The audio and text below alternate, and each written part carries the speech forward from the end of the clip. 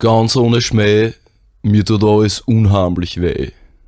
Zwischendurch druckt's, über der Nase zuckt's, und wenn ich nur ein Batzel Fußball spiel, hab ich in den großen Zeichen kein Gefühl. Ganz ohne Schmäh, mir tut alles unheimlich weh. Unter der Irchsen ist ein paar harter Knopf, aus dem Hals wird schon langsam ein Kropf, und fries ich ein kleines Stickel Kas, drucken mich gleich 100 Schas. Ganz ohne Schmäh, mir tut alles unheimlich weh.